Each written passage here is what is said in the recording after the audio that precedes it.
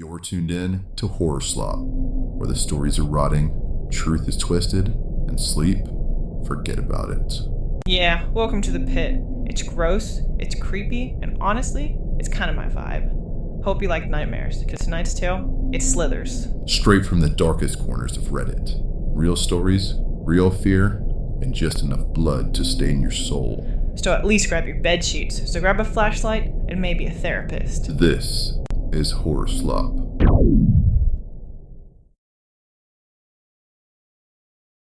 Every night starts somewhere, and this is where yours begins. First story, first chill. Let's see if you make it to the end. The ad offered $5,000 and said that the desired activity could be completed in an hour. It stated, fairly redundantly, that it was not a sexual thing, insisted that all the witness would need to do is sit in a chair and stare ahead. The only other details expressed were that you could not move during the experience, nor could you talk, this inability being out of a requested self-restraint, not through a means of physical prevention. My friend took the day off from work, insisted, despite my protests, that we could wait until the following day when he was off, and we drove to the agreed-upon location. It was a house in a suburban neighborhood, which was somewhat comforting. If the man was an axe murderer, there was a chance my screams of terror could be heard by quite a few people. I joked aloud about this, but my friend didn't find it funny. The ad specified and the man reiterated that I be alone when entering the house, so I had my friend stay in the car. Being similarly broke, I offered him $500 for his help, an unnecessary incentive, his words, to not leave me if the man turns out to be truly insane. He nodded and gave a wave, but it did not speak. I approached and sat down at the chair opposite him. To my left on the dinner table was a box. The top of the box was a clear case, through which a neat stack of money could be seen. The base of the box was black, with a timer at its face, and a clasping mechanism which sealed the upper portion to the bottom. And so, the staring session began. It was expectedly awkward for the first few minutes. He stared right back at me, but after a while the oddness of the circumstances became dull, and I grew accustomed to them. His face wasn't unusual, but it wasn't exactly handsome, easy enough to look at, but not someone you would have necessarily wanted to linger on without incentive.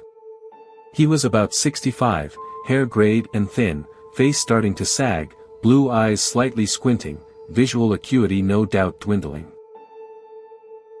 Despite his incessant assertions to the contrary, I couldn't help but think that he derived some abstract sexual amusement from this. Some sort of staring into the eyes of your lover thing. But despite the incredibly uncomfortable experience of that hour, soon to be described, he at no point exhibited any behavior which would suggest arousal. About 10 minutes in, the strangeness of the experience was doubled. From below and then far behind me I heard a shifting clamor, as if a group of people had ascended the basement stairs and gathered just before the kitchen, chatting excitedly.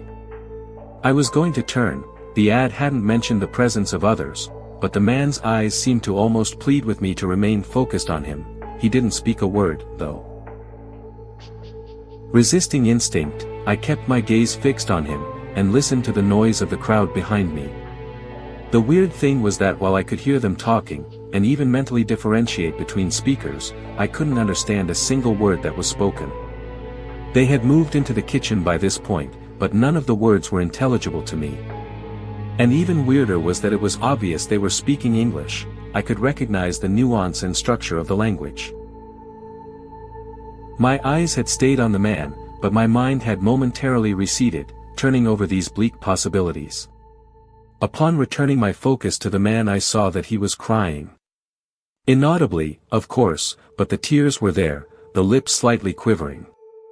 Instinct almost compelled me to ask what was wrong, but I stopped myself, both for the sake of the experience, and a new fear that speaking would somehow draw the attention of the partiers to me. And for some inexpressible reason I was sure that getting their attention wasn't something I wanted. A new terror dawned, then. What if the group continues their movement, and they press forward, swarming around us? With each second that passed, I grew more certain that seeing these people would cause something horrible to happen. Their voices did grow louder, but no closer in proximity. I started to shake, my heartbeat quickened, and my breathing became labored. I tried to calm myself, but the presence of those people behind me was so dreadful, in a way that I still cannot find the words to properly describe. Against my control, as I shuddered, I let out a low moan. It was barely audible, more of a release of air than proper emission of the vocal cords. But the man's eyes grew wide with terror, and from behind me, for the first time, I heard something I understand. "Oh, would someone like to join the party?" I froze in place, even my heart seemed to quiet its movement. The noise behind me still continued, but with considerably less people causing it. The attention of several members had apparently been drawn from the conversation. I became like a statue, not even allowing myself to blink. The man's eyes remained wide, but he'd stopped crying. He stared at me with what I can only describe as mindless terror.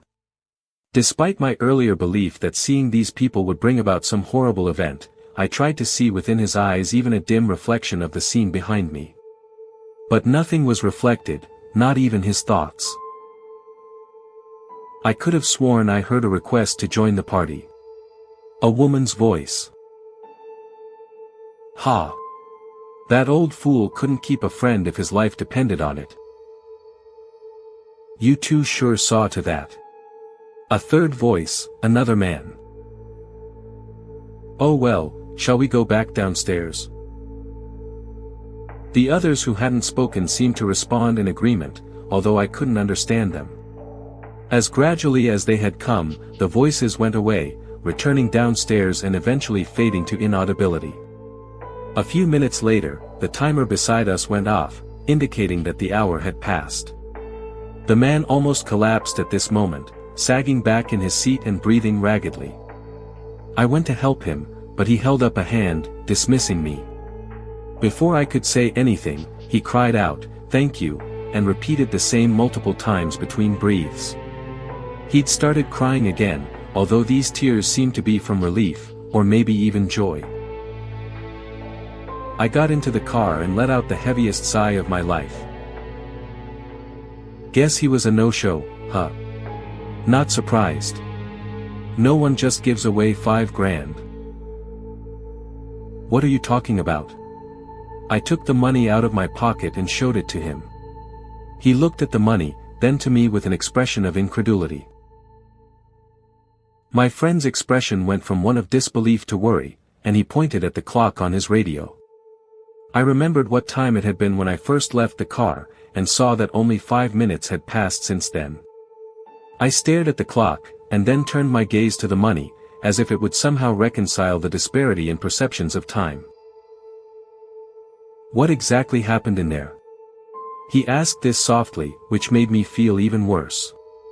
I didn't want him to think I was crazy, or that I had hurt someone and stolen the money. But to avoid the former suspicion, I couldn't tell him about what actually happened. I looked around, first at the house and the rest of the neighborhood, but saw no excess of cars which would have accounted for the presence of the partiers. Also, it was noon on a Tuesday, not exactly the prime circumstances for a party. Not until you tell me what happened. Firmer, but not yet confrontational. It was empty. Completely empty. No one was inside, there wasn't even a single piece of furniture. He pulled away from the curb and started driving down the street. I didn't know what to say, so I said nothing, and he dropped me off at my house without saying another word. I don't know what happened to me in that house, but the money is real enough. I've already used some of it to buy food. My friend didn't want anything of it. I can understand that, I guess. I don't know what he believes, I don't know what I even believe, but hopefully he doesn't think I did something terrible. Maybe he thinks I made the whole thing up, although there's no way I would have been able to gather $5,000 together, certainly not for some prank. Whew, that one gave me chills. But hey, we're just getting started. The next one's sharper. You'll see. Raucous music shook the window shutters as people paraded past, shouting and singing in memory of those they lost to the other world. While I drew the curve of a forearm, the bell tinkled and a figure shuffled in, shambling and unbalanced. I looked up, expectant, and saw the sagging face of a partially decomposed corpse staring at me. Strings of limp hair hung about its face, a vague shape to its body that made me identify it as a her. I sat, and I waited. After several moments of being observed, a raspy voice spoke. I still remember my first customer and the blood-curdling scream that came out of my mouth when I saw him. He had limped into my store with a torso covered in blood, lips blue, and face swollen. He was a fresh corpse. Unemployed, working and sleeping in the same dusty store, weak with exhaustion, I had collapsed into a heap. I remember thinking, this is the end, death himself has come for me. Please. I won't do anything. I just want to see her. I know she will be in the parade. I just want to see her. He was choking, crying, no tears left for his dead flesh to produce, but the anguish on his face sent a dagger into my heart. I remember you, from when I was alive. You can change a face, he had said, and I'll never forget his face, the look of hope that almost made his swollen, bloated face look human, look alive. It took hours to change him, to revisit and practice seldom used, abandoned talents. My hands shook like leaves in the wind. I made mistakes, then fixed them, then made more. 4 hours later, it was done. He had looked at himself in the mirror, shocked, awed, thanked me and limped out of the door. I am an artist, putting layers upon layers on pallid, gray skin, breathing life into the lifeless. I have become a surgeon, teaching myself how to stitch loose bowels back into abdominal cavities, how to mold prosthetic eyes and insert them into empty, cold eye sockets. Many, I have had to turn away with tears blurring my vision and heart in my throat because they are simply decomposed beyond repair. I sketch again, getting charcoal smudges on my fingers, and look up an hour later when the bell rings again. My next customer, for the first time in years, takes my breath away. He is blind. "Hello," the man says, voice barely there, vocal cords so frayed it's almost an inaudible whisper. I am mute. Suddenly, I am transported back years, to when I stopped speaking. It's as if 2 years of speech therapy, 2 years of psychologists and clinics never happened. Before he can leave, mumbling uncertainties, I dive forward and put my shaking hand on his shoulder. I can feel the bone beneath it. He looks heartened. "Thank you," he says shakily as I maneuver him into the chair. I open my mouth to speak, but my throat clicks. I feel a sob building up and I cannot speak. I cannot breathe through the headache pounding behind my eyes. "It is okay," he speaks for me. I must be. "But please," he begs, he looks so sorrowful. I stare into those empty, gruesome eye sockets and pretend I can remember what his eyes looked like. All I can hear is my heart beating loudly in my chest. My vision tunnels until all I see is his face. My hands work using muscle memory like I am an automaton. Thoughts and memories batter at the walls of my head like hammers and daggers. "Do I look alive?" he asks, and he does. He looks exactly like the last time I saw him. Before he left my life, before he was taken from me and given to me in his stead, an empty grave for the disappeared. "Oh Papa," I choke, voice finally free, and his face turns up to me in a shocked jolt. Still here? Aw, look at you. Brave little meatbag. Too late to back down now. Next story's already watching. My name is Lily Madwip and I think my dad is trying to kill me, by Lillian Madwip. My name is Lily Madwip and I think my dad is trying to kill me. "Eat your breakfast please, Lily," my mom tells me. What kind of parents make their child eat Brussels sprouts for breakfast? Oh yeah. Brussels sprouts taste like garbage. I haven't eaten garbage either, but I've smelled it and it smells like Brussels sprouts. There were 23.5 squirrels. There's a new girl in our class. Her name is Meredith. Mrs. CD, that's our teacher, has her stand up in front of class and introduces her. CD stands for Carter Dogbill.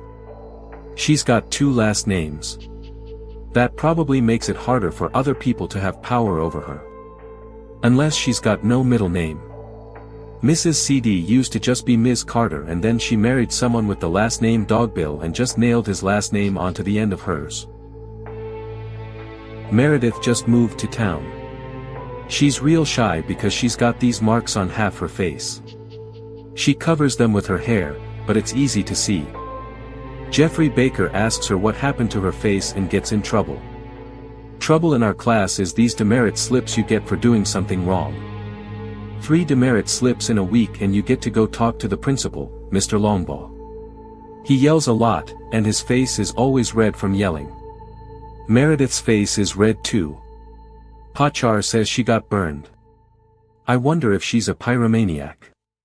That's somebody who's crazy about fire. I mean literally crazy. There was this boy in Roger's grade who was a pyromaniac, and he went camping with his Boy Scout troop, saw a spider in his tent, and tried to kill it with hairspray and a cigarette lighter. He got burns all over his body because the tent caught fire with him inside it. Mrs. CD makes Meredith sit next to me in the back of the room. Pachar tells me to be very nice because new kids are scared. I was going to be nice anyway. I make sure to blink a lot because I don't want her to think I'm staring at her burns. They make her face look kind of waxy, like a candle. I know. Meredith pulls stuff out of her backpack. She's got a green pencil that's all glittery and has a rainbow eraser. Her notebook is 3 subjects, so it's already 3 times better than mine. She pulls out a Barbie doll and sets it on the front of her desk like I do with Pachar, and this thing is horrifying. It's got no clothes at all, and most of its hair is missing. There's black scorch marks on its face and one of its hands is melted into a lump. I can't help it, I gotta stare at this doll. This is Barbie, Meredith says and turns her Barbie toward me. Oh God, its face is kinda melted too. I make Pachar salute Barbie. This is Pachar. Then I feel bad because Barbie doesn't have articulated limbs like Pachar and her hand is a lump anyway. Meredith sits next to me at lunch. Nobody else sits by me, so new kids usually end up there, but she doesn't just sit at the table, she sits next to me. She has a purple lunchbox with planets and comets on it. I have a paper bag with my name on it in Sharpie. Her lunch is a peanut butter sandwich and some carrot sticks and a plastic bottle of lemonade with oh my god she has Oreos. I've got a high C and some blue corn chips and a pepperoni and mustard sandwich. My dad snuck more cold Brussels sprouts into my lunch. I can't tell if it's meant to be a joke or not. I swear, he's trying to kill me. It tells me its name is Nathaniel. I've never met another doll that spoke to me like Pachar does. I ask if it's an angel like Pachar and it says it is. I wonder if every doll has an angel in it. That would be a lot of angels, but I guess if they run out God can just make more. I ask Nathaniel if Meredith knows he's an angel, and if he minds being a melted Barbie with boobies. Like a pyromaniac? Kind of. Has she ever burned a spider in a tent? No. She burned her parents though. Burned them right up. They're not even buried like Roger is, they're ashes and they got scattered in a park. He says Meredith lives with a foster family now and they don't know that she burns things. They try to be nice to her but she's always sad because she knows she burned up her folks and she misses them.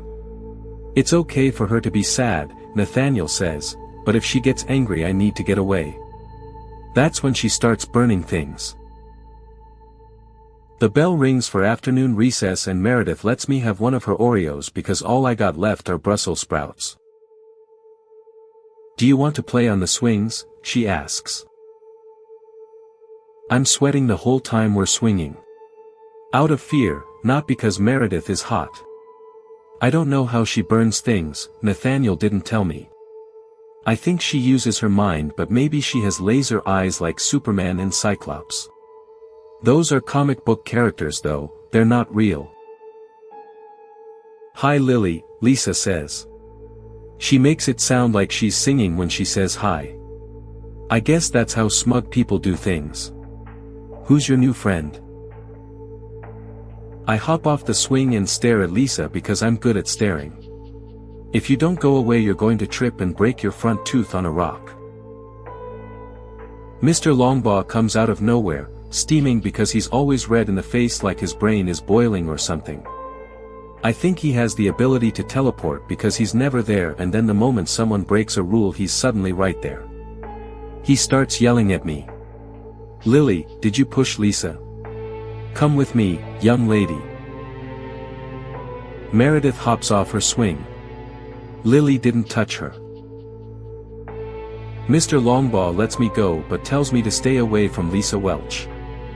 I had no intention of hanging out with her anyway. She and her crew of jerk girls all play with their expensive Briar dolls and make fun of Pachar because I got him from a thrift shop and he's an action figure. So what? I bet none of their dolls know anything. When I get back to class, Meredith waves and smiles at me.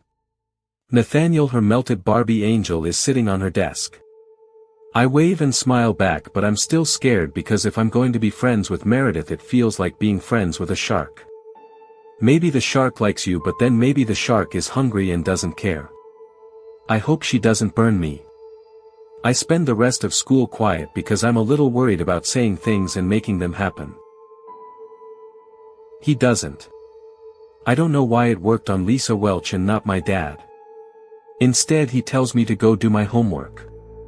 And that we're having pork chops and asparagus for dinner tonight. Asparagus? I'm telling you, he's trying to kill me. Sleeping yet? Didn't think so. Next story's up. And yeah, it's worse. You're welcome. 4-year-olds are really stupid, okay? And I didn't exactly have the money to buy him a ton of toys. We just moved into this house a few weeks ago. The rent took up nearly my entire paycheck.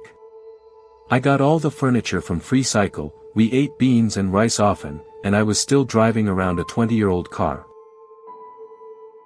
"Hide again," Benjamin said, tugging my hand. "Hide again. But it's almost bedtime." "Okay. But only one game, okay? Go count in the kitchen." He ran around the corner as fast as he could. 1. 2, I ran through the living room, and then I saw it, the hall closet. Perfect. I opened the door and ducked inside. It was a tight fit, all those scratchy, furry old coats pressing against me, but it was worth it.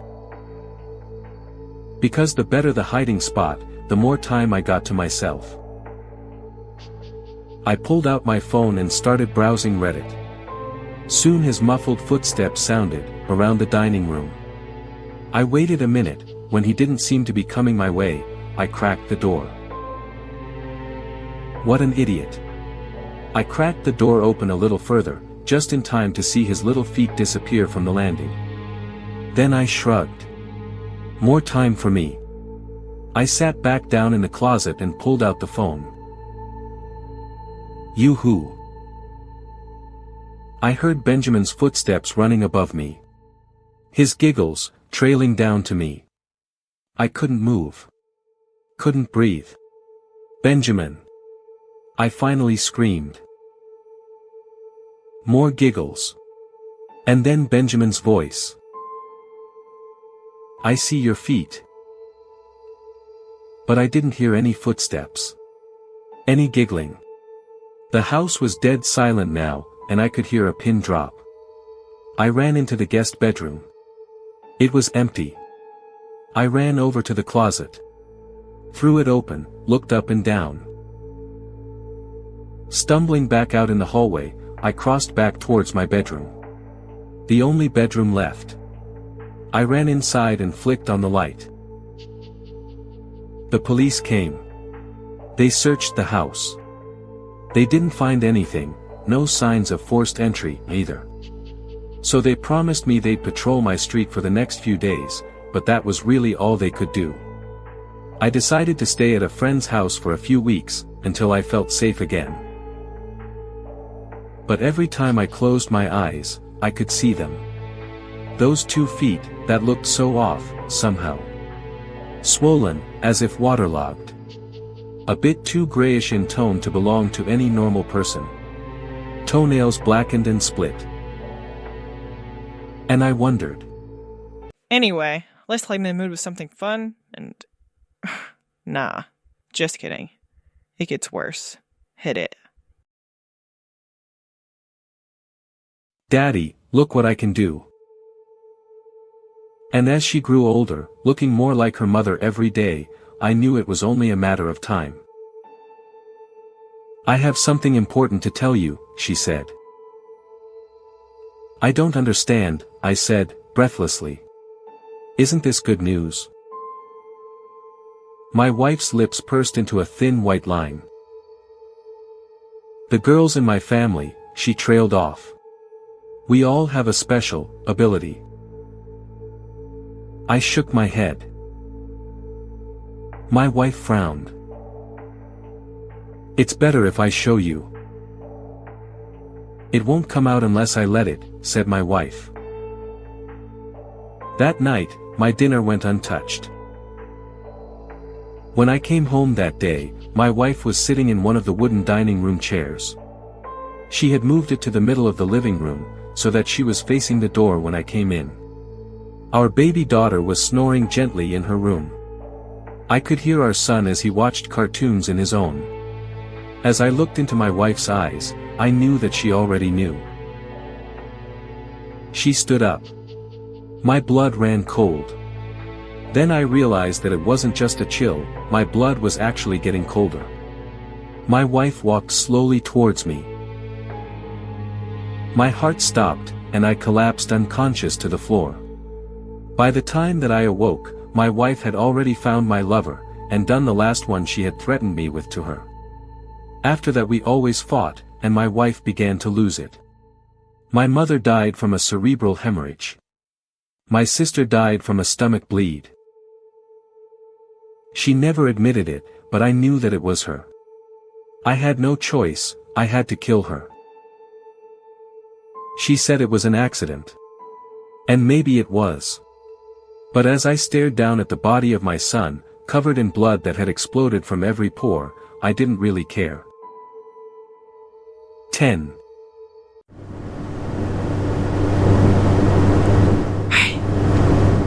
You feel that? That weird pressure in the room? Yeah, that's the algorithm. It knows you're watching, and it gets real cranky when you don't feed it. A simple ritual helps. Click the little thumbs up, tap subscribe, say its name 3 times into your phone mic. Kidding, probably. Engagement appeases the darkness. You know what to do. Good, human. Now, back to the horror. There's a place in the desert with incredible ecological diversity, called a Sky Island. Specifically, the Sky Island is a 9,000-foot mountain surrounded by arid lowlands, and it happens to be the only place in the continental US you can find jaguars. Of all the time I spent looking for animals there, I never thought something would be looking for me. The drive was relaxing for me, long stretches of dry rocky mountains, dotted with creosote and cacti. Now, I avoid those long empty roads whenever I can, and never drive them at night. Usually, I'll try to plan the trip with some of my friends. It was a herpetology professor of mine that first told me about the area, and some old college buddies from that class shared my interest. This year, none of them could make it. I would have liked to see them, but there was something meditative about going alone. That might have been a factor in what later happened. During the day the road had some traffic, but it was normal not to see anyone for an hour or two if you happened to be driving in the early AM.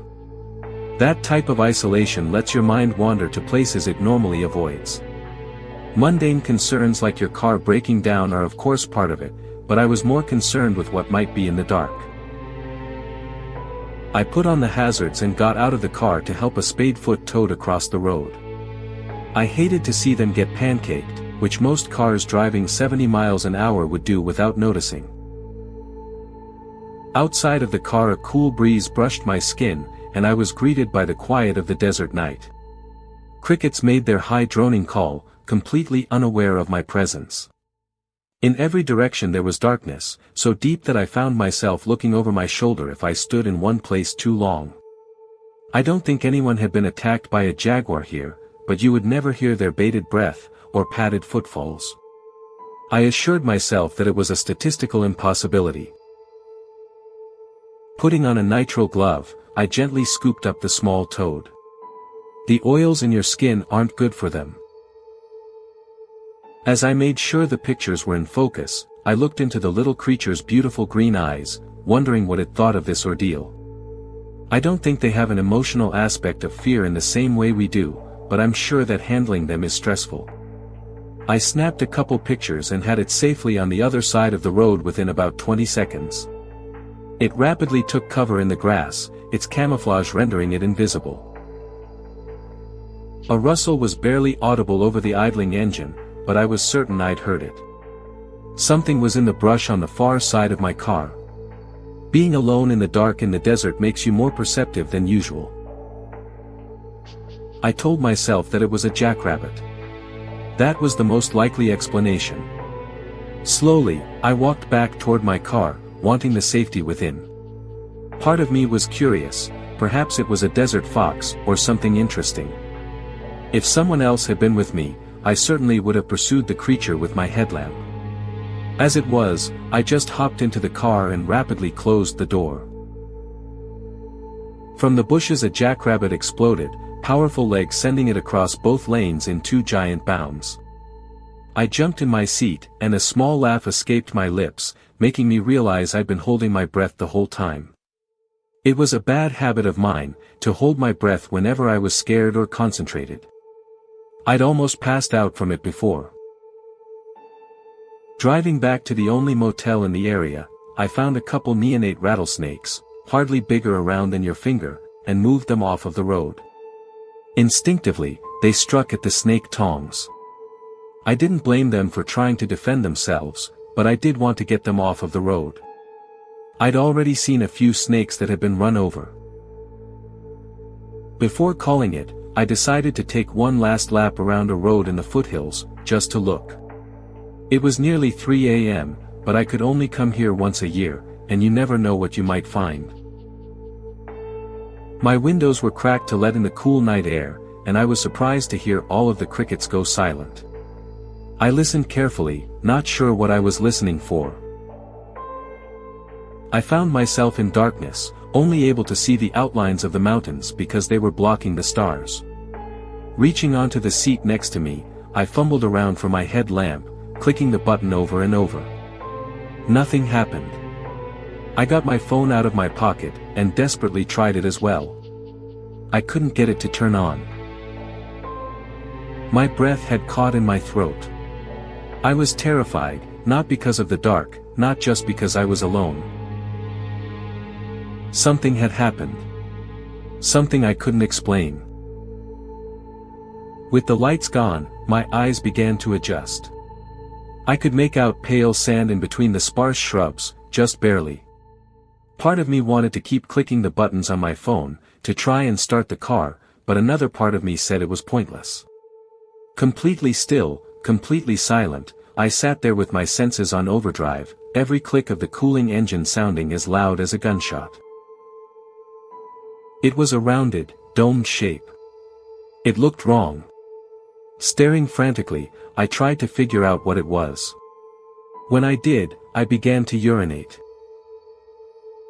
It was the top of a head, and the movement wasn't on the mountain, but a black silhouette standing right next to the car. Now the head grew higher above the top of the mountain, it was approaching my door. My eyes darted around to the other side, I saw there were more figures there. Completely dark. Walking toward the car. Instinctively, my hand darted out to lock my door again. I kept it there, holding the small plastic switch in place, as I felt it pulling in the other direction. I screamed. That's all I can tell you about what happened. I wish there were more to the story, that I saw them fly off in a UFO, or that they looked like some ancient spirits.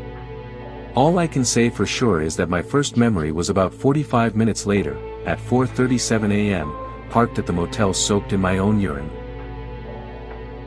I'm just a human, and can only guess at their motives through a human perspective. I think they just wanted to catch me. Alright, quick break before our next story. Let's check in with our resident spooky dude. Hey, you ever smile, or is your face just stuck that way? I smiled once. The sky bled. A child vanished. Never again. Okay, drama. Maybe next time just try a dad joke. Knock knock. They never made it to the door. Wow. Fine, stay moody. Anyways, back to the darkness. This next one's got teeth. Scare Prank, by Head of Spectre. Transcript provided without the consent of the Edmonton Police Service. This is not an official EPS document. Ricci, why yes, yeah, I think so. Charles, alright. Whenever you're ready. Can you start by giving your name please? Ricci, Matteo. Matteo Ricci. I do video stuff for the Matthews brothers, least I used to, I guess.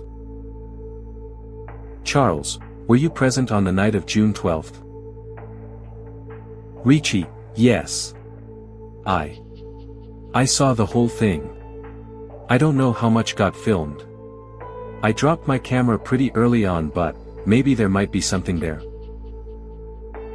Ricci, we were filming. Gavin and Mitch, they did a lot of prank videos, streams. Stuff like that. They got in shit for it a few times, but it pulled in views, got people talking. That's how you make money. I think they even ended up in a Moist CR1 call video at one point. Or maybe it was someone else. I don't know. Anyway, we filmed a lot of videos on this one hiking trail. You get a lot of joggers, cyclists and dog walkers passing through, so if you wanna set up a fun scare prank, you can do it there. Ricci, yeah, it's like a prank where you scare someone. Those always did pretty well. There's some pretty heavy forest along the trail, so there's a lot of places on the trail where you can hide and pop out. Gavin and Mitch always played it up a bit. They'd use costumes, actresses. Stuff like that. The whole idea was to go as hard as possible and scare the shit out of whoever was passing by. I remember one time, they got these realistic raptor costumes, super realistic, with moving heads and articulated tails. And whenever someone would pass by, Mitch would walk out onto the trail in front of them. I'd be in the woods playing these roaring noises on my phone, and while they were trying to make sense of what they were looking at, Gavin would come out behind them. Charles, that's considered a prank? Ricci, it was funny. We wouldn't hurt them. I mean, this one lady broke her ankle when she fell off the path, but that was it. She really tried to tear into Gavin, but he told her to chill out. He said it was just a prank. It wasn't our fault she freaked out and fell off the trail like that. Charles, sure, so what was the prank on that particular day? Ricci, well, we were shooting for a bit around dusk. You don't see as many people around then, so it's easier to space out the scares. I'd set up a few hidden cameras to film the pranks, but I had a handheld to get the behind-the-scenes stuff for our YouTube channel too. Things were going pretty good. We'd gotten some solid reactions. It was going good, then Gavin said he needed a minute. He was just going to go and take a leak. We were in the woods, so he went a little deeper in to take care of business. We should have been able to see him. I saw him stop by this fallen tree a good maybe, I dunno, 15, 20 feet away. I took my eyes off of him cause Steph was reapplying some fake blood and talking, plus I didn't really need to watch the man pee. And that was the last I saw of him. Richie, 5, 10 minutes maybe. Mitch said something about it, asked where he'd gone. I told him that Gavin was just over by that tree, but when I looked there was nothing there, so I went over, tried to find him. Fuck. Charles, what did you see? Richie, nothing at first. I was calling for him, but I didn't see him around anywhere, least, not until I saw the shoe. Charles, the shoe. Charles, what was going to kill you, Mr. Richie? I'm sorry, what exactly did you see in the woods? Richie, fuck me, fuck, laughs. Richie, it was a motherfucking T-Rex, detective. Just like you'd see in a movie only. Christ, this one was standing right in front of me, it moved closer, but it didn't make a sound as it did. All I heard was that low hum I could feel in my bones, then Steph. God, Steph. Richie, it just, 1 minute she was there and the next. I could hear her screaming in its mouth, in its throat, it just, swallowed her. There was some blood, I think, but she was just gone, fuck, she was just. Charles, what did you do? Richie, I saw Mitch had started running. I did the same. I think that's when I dropped my camera. I don't really remember. I just remember looking back and seeing that thing staring at us. Then it started moving. It didn't make a sound. You would have thought it would have made a sound when it walked, like in the movies, but there was nothing. It wasn't even running after us, but it was still catching up. Laughs, fuck me. Charles, how'd you escape? Richie, there was a creek up ahead, with a little bridge going over it. Not a lot of room under there. Maybe 2 feet, give or take. Mitch dove right under and I went with him. Barely made it in time, it was right behind us. I could see it standing just at the edge of the bridge. We could hear it sniffing around as it tried to figure out how to get to us. I kept waiting for it to just destroy the bridge. It started nudging it at one point, then suddenly it lost interest. That's when I heard someone else screaming. Richie, no. Someone else on the trail, I think. Maybe a jogger or a cyclist. I never saw them. That got the Rex's attention for a bit though. I saw it move away from the bridge, thought it might eat that poor bastard but... Charles, Mr. Richie. Richie silence / Charles, Mr. Richie, what happened? Richie, there was a clicker. Like the kind you'd use to train an animal. I heard it, followed by a whistle. Someone whistled at that fucking thing, like it was a goddamn dog. Whoever we heard screaming. I could hear them running away. The Rex didn't chase them. It wanted us. Charles, are you sure? He panicked, tried to make a break for it. It got him immediately. The moment he was out far enough, it grabbed him. I could hear him screaming. God, the screaming, pain, terror, fear. One of his legs came off. I heard the bone snap and saw it drop into the creek right in front of me. I could still hear him screaming from its gullet. It ate him alive, detective. It swallowed him fucking whole, and he was still screaming for God only knows how long afterwards. God, oh God, oh God, oh God. I don't know how long it lasted. He went quiet after a little while. I don't know if he suffocated or what, but I was sure I was gonna be next. I was sure of it. Charles, clearly you weren't. Richie, no. It was sniffing near the spot where he'd been. Still looking for me. It started pressing down on the bridge again, and I was sure this time it was going to break, but that's when I heard the clicker again. The Rex just paused, like it was listening. Someone whistled, and that was when it left, and for a moment, everything was quiet. Then I heard footsteps.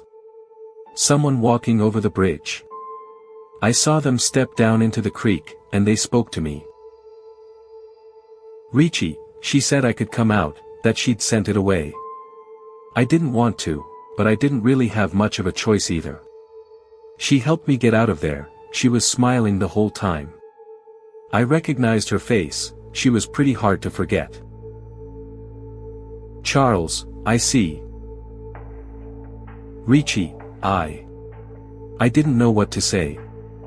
I just stood there, looking at Mitch's severed fucking leg, shaking like a leaf, and she just patted me on the shoulder and walked away like it was no big deal. Charles, that was it? Richie / pause / yeah, that was it.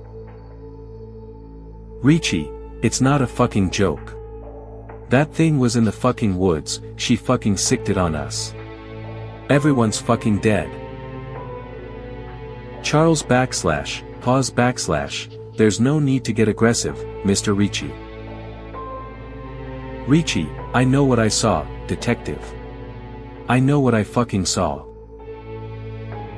/ transcript ends / /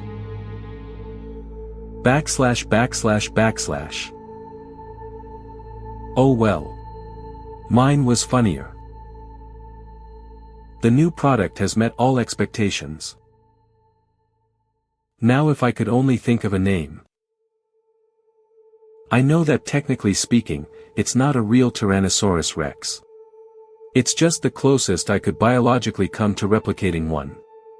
Although I'd like to think I did quite well, especially with the silenced movement. People don't realize it, but the latest studies do in fact suggest Tyrannosaurus was a stealthy ambush hunter, and this is backed up by footprints showcasing cushioned pads in their feet. Oh hell. Tyrannosaurus Rex it is. Who's going to complain about it? Something's still listening, and it wants more. Next story. Just don't say its name. You hide the remotes, so your kids can't turn on the local channel, I repeated. I only moved in here a few weeks ago. So far, everyone was friendly and nice. But Donna, she seemed a little cuckoo. A house-wide ban on watching the local TV station. Really? I mean, I get it if she were talking about some adult program or something. But local broadcasting channels don't usually air sex and violence, do they? She blinked. Then she laughed, throwing her head back. Ha, ha, ha. Good one. I'll catch you later, Rebecca, okay? She squeezed my wrist, smiled, and then headed off down the sidewalk. A few days later, I went over another neighbor's house for some tea. Melinda Patel, the woman in the blue colonial on the corner. After we'd talked for a while, I decided to mention it. Do you know Donna? I ventured. I breathed out a sigh of relief. When my kids were that age I said no siree, not taking that risk. She took a sip of tea. Gave me so much peace of mind. And then there was Jerry. Around 4 p.m. she swung by our house, an hour after I'd returned from Melinda's. Just wanted to see how y'all are settling in, she said, giving us a big smile. She came in, all smiles and chit-chat. But when her eyes fell on our big screen TV, mounted over the fireplace, she froze. "That's okay," I said. "We don't need it." Suddenly, realization swept over her face. "Ah. Y'all don't have cable. Good idea. You can get so much with streaming services and all. We've got cable, but we're sure to disconnect it at night." "Ah, smart," I said, finally catching the gist. "So the kids won't sneak down and watch it while you're sleeping, huh?" "No. We don't got kids. But you know, we don't want to end up like Jeremy. Waking up in the middle of the night to his TV on." She shook her head. "So awful." "What happened to him?" She glanced to my son again. "Not in front of him," she whispered. He shrugged. "I dunno. I mean, they can't be broadcasting something so awful, right? Aren't there laws about that?" "I don't know. But it's really weird." "I'm going to bed," I said, crossing my arms, "and I think you should join me." Ben broke into a grin. "Ha! You're scared. Well, listen. You go on upstairs and hide under the blankets. I'll be up in 5 minutes." "Okay, fine." I plopped down on the sofa next to him. "I'll watch it with you. You win." He grinned. The TV flickered on, casting eerie blue light on the walls. I watched as his thumb pressed the numbers 1-3. "Yeah, well, local broadcast channels don't have much budget." "It's true. Even his hair looks fake," he said, gesturing. "Probably a toupee. He's too young to be bald." "Maybe a wig, then." "Yeah. She told me she did some work on the school board, but I didn't know she'd be on the news." Ben and I froze. What did he just say?" I said. "He can't say that on TV." "Well, now we know why the kids aren't allowed to watch," Ben said, starting to giggle. I stared at the strange mannequin man, dread sinking in. He smiled back, eyes blankly staring ahead as he read off the teleprompter. And Jerry Johnson, the local librarian, drunk herself to sleep after a phone call from her son. Wait. I thought Jerry said she didn't have kids. "He can't keep his froggy little mouth shut, can he?" the newscaster said, in a lilting tone. "He has to compare me to a mannequin so his wife thinks he's funny." His blue eyes stared at us from the screen. Empty and hollow. Mouth curled into a small smile. "How does he know that?" I whispered. Ben glanced at me, fearfully, then grabbed the remote and quickly pressed the power button. The TV didn't turn off. He grabbed my hand. We both stood up, backing out of the room. But I couldn't look away. Couldn't look away as his blue eyes followed us, as we moved away from the TV. Still with us? Good. That last one was just the warm-up. Let's go deeper. Story Time, by Gompakuro. Mom and I have just finished dinner. Nothing beats a good home-cooked meal. I have this itching feeling that there's something special about tonight, something about today's date. I can't quite remember what. We're almost done washing the dishes when we hear two soft knocks coming from the door next to the kitchen. I stop and look at the door, and so does Mom. Mom says we're safe as long as the door is locked. I don't know what she means. Somehow, I don't find it strange enough to ask. Anyway, time to go to bed. I am too scared now. I am crying with my eyes still shut. There is something wrong with Mom. As I begin drifting off to sleep, I remember. It's on this date every year Mom comes to visit me. But I bought this house 7 years ago. I've never had a family. I've always lived alone. Then who is the woman lying next to me? Need a break? Too bad. These stories don't wait, and neither do we. Next one's worse, in the best way. Limit Lane City, Part 6, by Basiliknil. There was never something unnatural or unlikely about him. He just grew a bit larger by the day, so did his shadow. Whenever I saw him, I never thought, why is he suddenly that tall? If anything, I thought, I never realized how tall he was. Funny, anyways. It was the same process with all his little distortions. The sudden drop of temperature whenever he entered a room. The general darkness surrounding him. The way his skin got paler and paler by the day. He never lost his skin though, he wasn't reduced to just his bones as I first thought. His snow-white skin just fell in while his skeleton continued to grow until it resembled bleached leather draped over wood. He started complaining about all the voices he kept hearing. About us breathing too loud or stomping our feet too much. Naively I chalked it up to his mental health declining since Cora's death. He heard everything, all the time. At least that's what it looked like to us. His hands always covered his ears. He never lost his eyes. They just lay loosely within those caverns that grew way too big to contain them. Piercing blue and unnerving to look at. They almost seemed to be falling out any minute, they never did. His mind didn't change. If anything, his transformation gave him more motivation to make this city a better place. Mark adjusted well to the role he was forced into, being our new god. The people enjoyed his new form. I couldn't tell if they knew what would eventually become of him. I think they neither knew, nor recognized the changes, just like me and Marlene.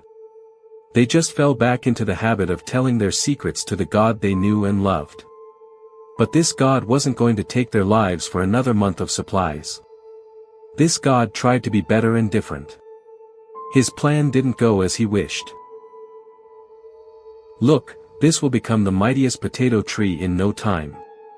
Mark pointed at a little leaf on the ground. Not how this works, bro. Talking to him in this form was just weird. The old lovable idiot that used to eat crayons up until middle school in the body of an eldritch abomination. There we stood, discussing plants in this endless hellhole of this field. How I hated it for looking just like it did every other day and the day before that. Mark managed to make a few plants grow, but at this rate he couldn't keep any of us alive once the food ran out completely. But what could I have said or done? There wasn't a solution I could think of. As we walked back down the staircase, there was commotion in the courtyard. Mark immediately pressed his hands against the sides of his head. There were people laughing and talking. What's going on there? I asked no one in particular. Mark made an agonized face. He lost the ability to close his eyes days ago. Seeing him sleep was the worst. It's a wedding, he said. For real. Why would anyone celebrate a wedding during a food crisis like this? Well, I guess there wasn't a better moment in the future either. We quickly walked past the festivities on our way to the apartment. I saw people singing and dancing. I slowed down unintentionally. When was the last time I laughed like that? My insides felt empty. Almost as dark and cold as they did whenever I was around Mark. He grabbed my arm and pulled me along. As I returned to the flat, Mark wasn't there. I expected him to be in the fields where the noise was minimal. He wasn't. He didn't come back home for a few days after that. The next time I saw him, he was talking to a group of older women a few stories down. He wasn't so much talking as he was listening to them. Shadow was pouring out from underneath his cloak. He looked just like the old god from this perspective. He was patiently nodding to the old lady's words. One noticed me staring at them and alerted the others. They all looked at me, including Mark. I decided to wave at him. He didn't respond. I barely saw his face underneath the shadow from his hood. The day we all dreaded had finally come. The grocery store has been completely emptied out. I took one last round in hopes to find some scraps left behind. There was nothing. Not a crumb on the floor or berry left on the shelves. Most citizens didn't look too worried. Many stocked up on supplies many days ago. It didn't feel right. Marlene kept a few bags of gummy worms with her at all times. They wouldn't take her far, but hopefully they would at least let her keep faith one day longer. I went without food for the next 2 days. It wasn't much of a change since I already survived on the bare minimum before. I expected riots, fights over the last pieces of food hidden in people's shelves. It didn't go like that at all. Nothing really changed. People had less reason to leave their homes. That was all. The hallways became silent. Everyone just stuck to what they had left and forgot about the rest. It was a peaceful downfall. On day 3, Miranda shared a loaf of bread with me. I couldn't thank her enough. She finally agreed to take me to the garden. I'm embarrassed to admit that I appreciated that more than the bread. I followed her to one of the doors on the ground floor, opposite of the great staircase. I totally forgot my plan to check all those doors at some point. I guess I got distracted. Also, it felt wrong, knowing that there would be ordinary people living behind most of them. She opened the white, wooden door, one just like any other, to reveal a stretch of perfectly cut, green grass. The blinding sunlight came as a surprise.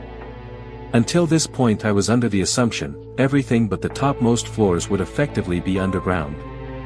It wasn't. The garden was huge and so unnaturally flat. On the left and right side, there wasn't an end in sight.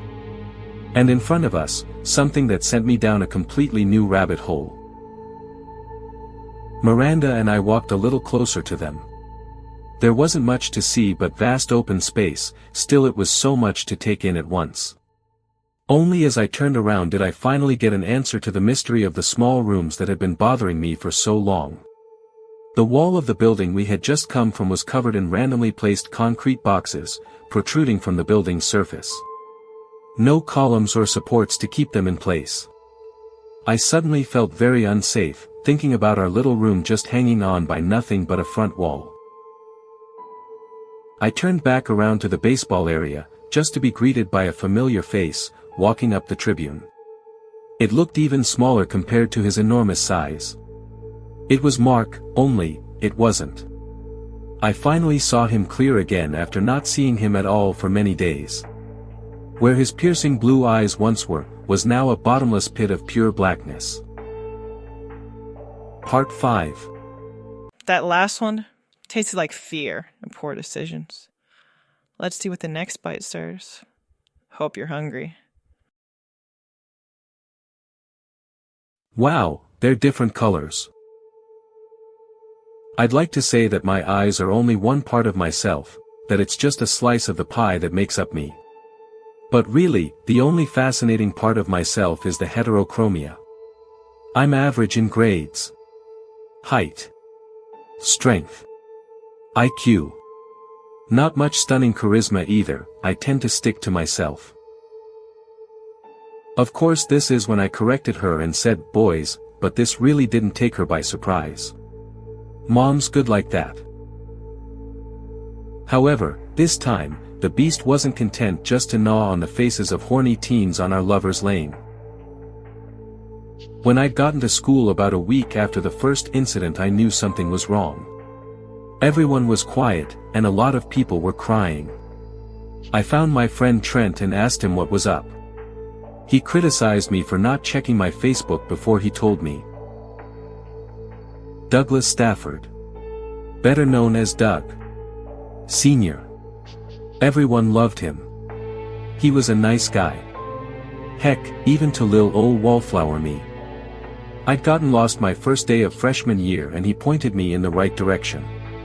Even offered to walk me there. I never talked to him again, but damn. I felt like I'd been punched in the gut. He'd turned up dead in his parents' garage. His face gnawed on just like the pair from earlier.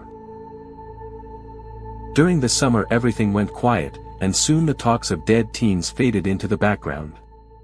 I think Doug's parents started up a fund for depressed youth. I spent 90% of the summer in my bedroom playing way too many video games. I also came out on Facebook. I got a lot of approval.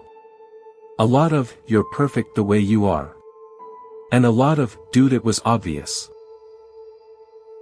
However, Trent didn't see it as most people did. He unfriended me almost immediately, and when I got back to school he'd apparently been badmouthing me to our mutual friends. None of them wanted anything to do with me anymore. It hurt. I won't lie, it hurt a lot. But I chose to ignore it for the most part. So I lost all my close friends. Big deal. I could get new ones. Yeah, no, not happening. Like I said, my social skills suck. The only reason Trent and I were friends in the first place was because we were assigned to be project partners in the 4th grade. We got a B. And now whenever he talked to me every other sentence had the word fag or queer thrown in someplace. Shows how little I knew about my best friend, right? But this is when the murders really picked up the pace. Clearly there was some madman or wild animal on the loose and everyone put up their guard. But now I think this is when the beast got really cocky. He realized he could get away with this shit. No, the beast just decided to up his game by ripping out said heart. It was the same thing though, ate the faces and the eyes. It got into the house through the back window, judging by the bloody prints. Kids whispered about how supposedly the prints looked like a human's but clawed. Sightings of the beast grew in number. A freak that had fangs and glowing eyes, his only desire being to hunt and kill.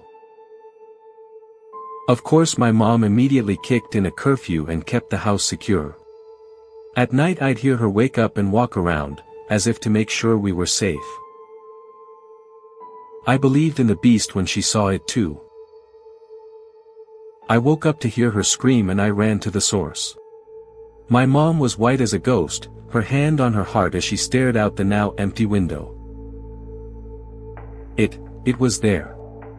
I don't know what it was, but fuck, call the police right now. My mom doesn't cuss. She's a classy lady like that. I grabbed the junior baseball bat I used as a kid and called 911. Cops showed up surprisingly fast and Mom told them what happened while her eyes still darted to the window on occasion. The biggest, well shit, moment of my life. I didn't try to be the hero and get the knife. Trent was bigger than me and I didn't have a prayer. We walked until we got to his car, where he pushed me into the back seat and he duct taped my hands and feet together. He drove us out of town to this abandoned old shed. 2 other guys I didn't know were waiting there, and I saw more knives. I was close to pissing myself while still being neck deep in denial. Surely this had to be a joke though. Just a prank to scare me. Trent dragged me inside and slammed the door. You fucking fag. How many times did you touch me when I slept over, huh?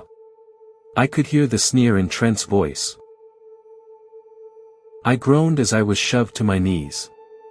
Never, Trent. You're not exactly my type, I said as I struggled against the tape. Trent squatted down next to me. I could barely make out his silhouette in the cracks in the shed. I felt the blade press right beneath my blue eye. Hope your mommy doesn't miss your creepy ass eyes, faggot.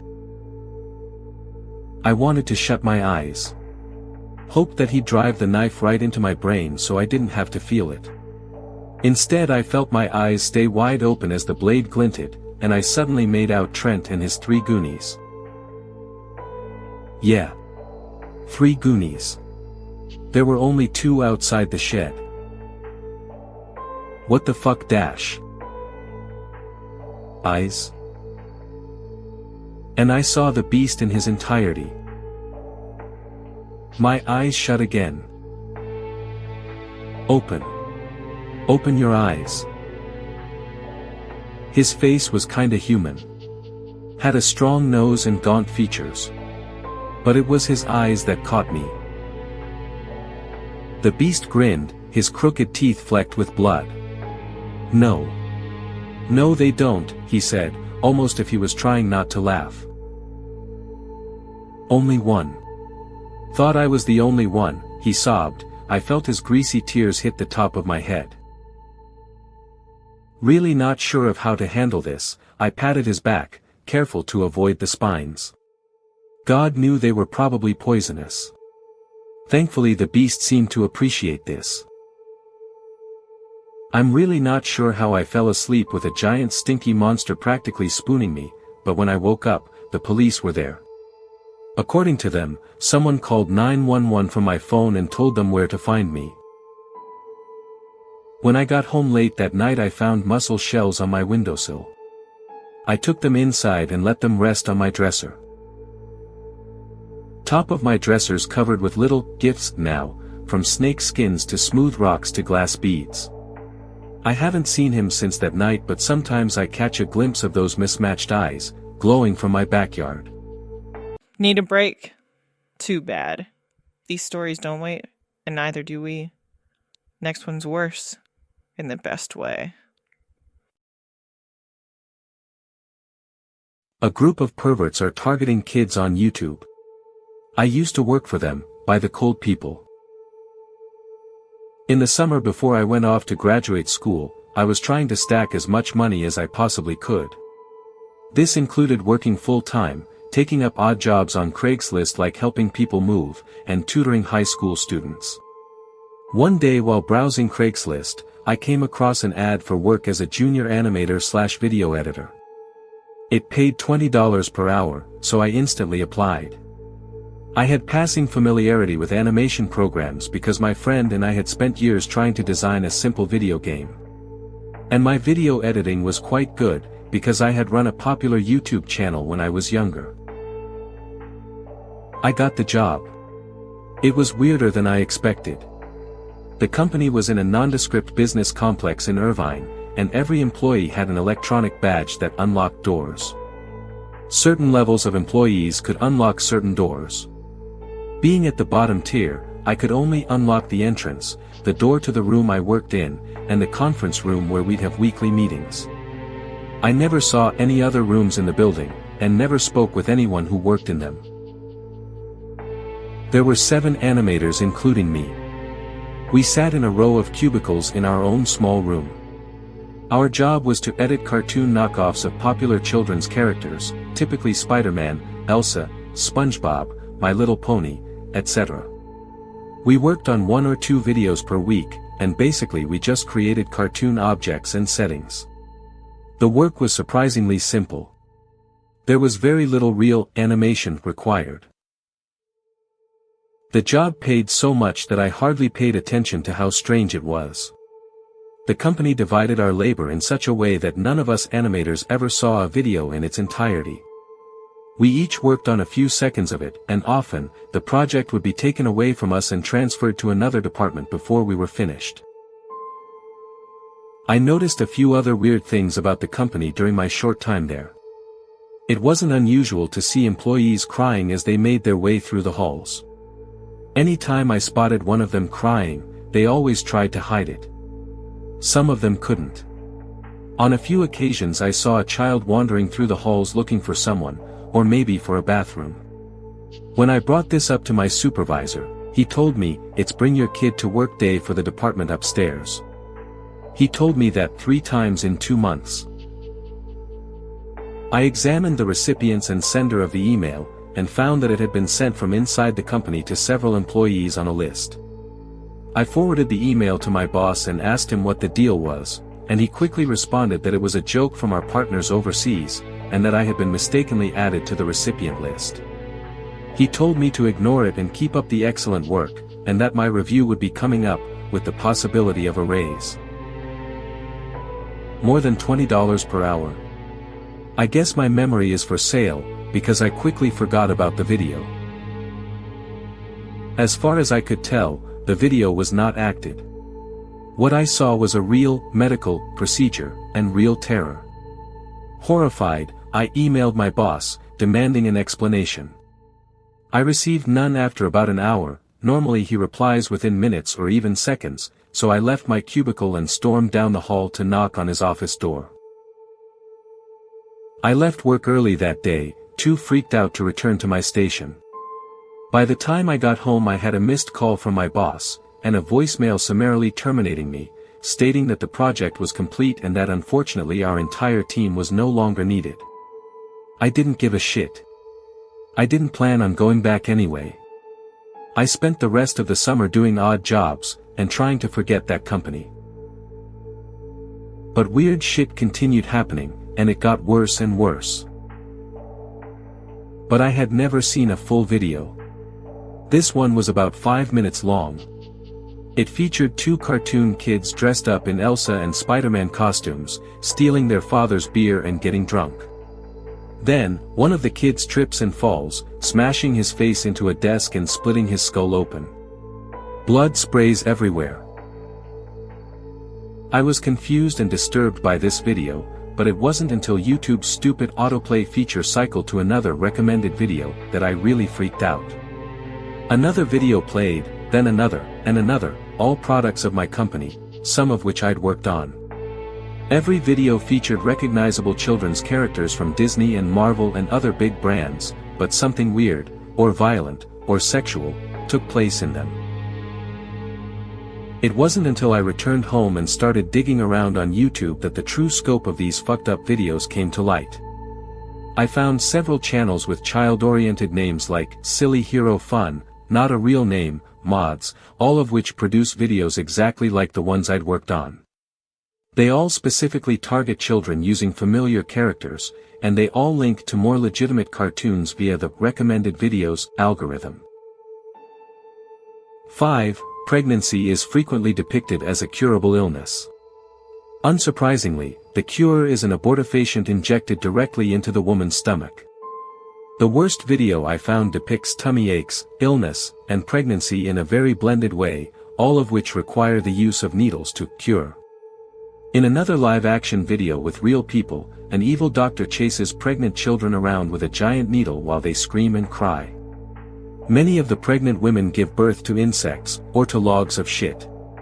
Search terms include Elsa pregnant surgery, and Elsa pregnant injection. Really any of these cartoon names with pregnant works. 7. Sexualization of children and depiction of pregnant children as a good thing. Many of the Elsagate videos depict children in an arguably sexual light. The most popular channel with this kind of content stars two young Asian girls, and has 3 million subscribers. Many of the videos depict butt shaking, playing doctor, and fake vomiting. Others show girls and even boys celebrating their own pregnancies. I won't even provide search terms for these. Just don't. The fact that violence and sex are such recurrent themes tells me that the creators want to normalize them. They want kids to be desensitized to sex and violence. Maybe even curious about them. The comments in the videos reveal that a lot of the viewers are adults and fetishists. Perverts. They really enjoy the videos of kids being kidnapped and tied up. They beg for more, and offer to support via crowdfunding. After digesting all this information, I contacted my brother, who had some terrifying news for me.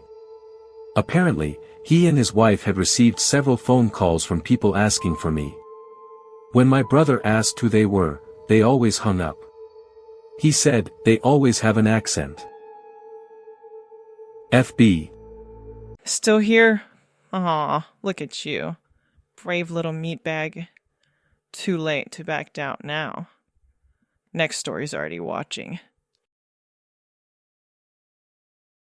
George yawned and fidgeted on the carpet. The light from my bedside lamp caught his blonde hair and made it shine like a halo. He twirled a lock from his fringe around his index finger, let it snap back into place, then started twirling it again. The kid looked bored.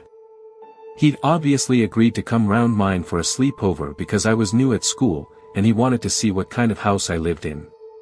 Get a sense of what I was like. But I could tell he was already regretting the decision. George's eyes flicked around the bedroom, as if he was hoping the console would magically appear from somewhere. We'd been upstairs since dinner. He'd explored my room and we chatted for a bit, then watched some random shows on Netflix. Things were going okay at first, but as the last light bled out of the day and the sky outside darkened, I could tell George was losing interest. That was when I suggested we do something a bit different. George looked up at me and frowned. What? George stared at me for a second longer. One hand moved to touch the strap on his wrist, as if to make sure it was still secure. Sorry, I don't let anyone try my watch on. My dad says I'm not allowed. He glanced around the room once more, his eye going from the door to the dark window. He sighed. Okay, let's play this dumb game then. What do I have to do? Ignoring the bored look on his face, I smiled. It's really easy. We just take turns telling each other a scary story. Like, the scariest story you can possibly think of. Then whoever's is the scariest wins the game. I didn't say anything. Just looked back at George and smiled. After a few seconds he let out another sigh. Fine, let's play your stupid game then. But after you're done failing to scare me, that's it. I'm going to bed. After it was over he sat back, brushed the hair from his eyes, and grinned. I thought you were gonna shit yourself at one point, he said. You might as well give up now, anyway. I'm not scared of anything. I looked across the room at him. The house was quiet now, and had been for a few hours. When we'd first come upstairs there was still noise coming from below, the faint sound of the TV in the lounge, the rattle of plates being put away in the kitchen. Now there was only silence. Beyond the bedroom window, tree branches rustled in the wind. The occasional car passed by on the road outside. That was it. I grinned at George. So you're not scared of anything at all? Not even stories that are true? George let out a bark of laughter. Nice try. Just hurry up and get it over with, will you? I'm already bored. Okay, fine. I shuffled forwards on the carpet so I was sat closer to George. Our knees were almost touching. George frowned, but he didn't move. My story is about a family, I began. A family that looks normal enough on the outside, but isn't really normal at all. This family moves around a lot. They never stay in one place for too long. They can't, you see, the family's good at disguising themselves, they're good at hiding their secret, but they still can't go taking risks. If they stayed in one place for any more than a few weeks, they might get found out. Someone might discover what they really are. So what are they then? The family has a very specific way of doing things, I continued. When they move into a new area, they find a house that's been left unoccupied. Not a completely empty house, just one where the people that normally live there are off on holiday or something. One that'll be empty for a week or two. The family doesn't need long, see. A couple of weeks suits them just fine. What does he get out of it? George's eyes were fixed on mine. His finger kept twirling the same lock of hair, over and over again. Somewhere in the house below us, a door slammed. George's eyes flicked away from mine towards the bedroom door, then back again. I smiled at him. So. George kept his eyes on me as he tried to formulate the question. So, what exactly do the parents, what do they do with the kids they take? The glow from the bedside lamp made George's skin look pale. His lips were slightly parted as he stared at me. But how do they get away with it? He asked. Don't the parents of the kids that get taken come looking for them the next day? When their kids don't show up back home? Oh, that was nothing, I lied. Probably just the house settling. There's nothing to be scared of, George. I eyed the watch on his wrist. And imagined what it would look like on mine. Sleeping yet? Didn't think so.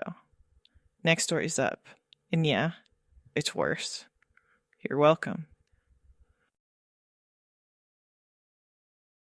I was driving through rural New Jersey when I saw him. A hitchhiker, standing by the side of the road.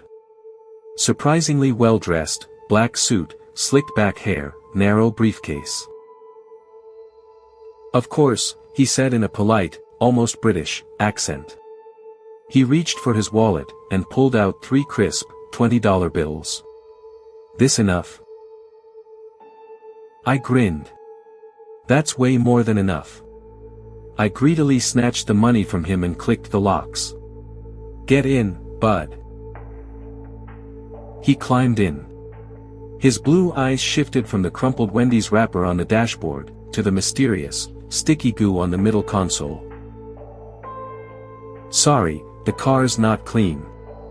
I'm going hunting, I said, turning back onto the highway. Hunting. Interesting, he said, in a strangely enthusiastic tone. Have you always liked to hunt? Just hunting for the day, then? My wife? How did he? But then my eyes fell on the steering wheel, and the silver ring on my finger. Ah, yeah. Mary's a doll. She's actually pregnant, you know. 5 months with a little girl. Yeah. I could feel him staring at me long after we had fallen into silence. It made me feel uncomfortable. I clicked on the radio. That's a weird question, I thought. He and Mary were close friends. So when we got married, I got to know him well. The man said. He stroked his chin thoughtfully, and I was suddenly reminded of a psychiatrist. Are you a psychiatrist? I blurted out. He laughed. Definitely not. I work in finance. Futures, he replied, noncommittally. Click, click. He undid the clasps, the case creaked open. What's in your briefcase? I asked. Work. What kind of? His long fingers disappeared into the darkness of the case. He was pulling something out. My body began to seize up, the steering wheel felt like ice under my fingers. I have a lot of hunting equipment back there, I said, so you better not be. I stopped. He was only pulling out a sheet of paper. Don't go hunting, he said, his ice blue eyes boring into me. What? How did you? He's going to make it look like an accident, he said, his voice gravelly and halting. Just a simple hunting accident. The most punishment he'll endure is 35 minutes in the police station, writing out his statement. But let me off at that diner, up ahead. I like their Cobb salad very much. Matt's going to kill me. What are you talking about? About what you just said. All I said is I'd like you to let me off at the diner, please. He pointed to the exit, curving off the highway. You're going to miss it if you don't slow down. I didn't believe him. But my nerves were too shot to continue the trip either. I texted Matt that I was sick, turned around, and went home to Mary. Mary was thrilled, Matt was disappointed. A little too disappointed, if you ask me. A month later, after ignoring most of Matt's calls and texts, which became increasingly frequent and desperate, I heard a faint thumping noise at the door. When I flicked on the porch light, there was Matt, hunched over our doorknob, holding a lockpick. We called the police. Since then, life has been great. Just a few months later, our wonderful little Madeline was born. And as soon as we got back from the hospital, on our doorstep was a little teddy bear, a pink bow sewed on its head. There wasn't a return address, or a card of any kind. But I think I know who it's from. Something's still listening, and it wants more. Next story. Just don't say its name. Hi guys. Please let me know if you have any information. Part 1. Part 3. Part 5. Part 6. Part 10. I'm grateful for the company. In the wake of Clyde's departure, I'm welcoming of any sound that distracts me from my own solitary footsteps, grasping for any conceivable antidote to the palpable silence he's left behind. I am not, however, as welcoming of what the shrill, melodic warbling represents, the first symptom of impending daybreak. I'd only been up at this hour a few times before, stumbling back from Midry Street and down Sweet Market after an unexpectedly heavy night out. My housemates Molly, Craig and Tom would spend the walk joyously discussing the evening scandals, leaning against one another as we all stumbled away from a night of horrific excess. I suppose there's only one way to find out. The morning does come quicker than I'd like. Surprisingly, once I awake from a blissfully dreamless sleep, I realize I'm not tired at all. Perhaps it's going to hit me later in the day, or perhaps the need for sleep is yet another casualty of the road's odd sustaining quality. It's unsettling to think that the road is exerting some metamorphic influence over me, however convenient the effect. After losing most of my need to eat and drink, and now starting to require less rest, I can't help but feel that something wants us to continue on the road, removing everything else that might distract us from the journey. It's a notion that intrigues and terrifies me in almost equal measure. Lilith, hey, good morning. A.S., how'd you sleep? If I am going to tell them what's happened, then the conversation will need to happen immediately. Certainly before they have a chance to discover Clyde's absence themselves. The words don't come easily. They're impossible to form into a delicate order, and I quickly realize that any attempt is just delaying the inevitable. In the end, all I can bring myself to say is.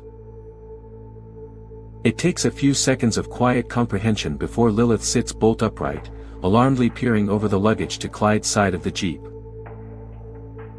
R.O.B.W.H. What's going on? A.S., Rob, he's gone. R.O.B., how do you know that? Lilith. What the fuck? When was this? A.S., last night, about 3:04 a.m. He said that he. A.S., you weren't there, Rob. Lilith, OHO, okay, well that's just fine then, is it? A.S., he made his decision, Lilith. None of us were going to stop him. A.S., that's a false equivalency. Lilith, his sister had just died. Of course he wanted to join her. That doesn't mean you let him fucking die. You might as well have helped him blow his fucking brains out. R.O.B., Lilith. Rob speaks the name harshly, forcing its owner into an immediate silence. After letting the group breathe for a moment, he speaks calmly. R.O.B., Bristol, are you sure there was nothing we could do? I look Rob in the eye.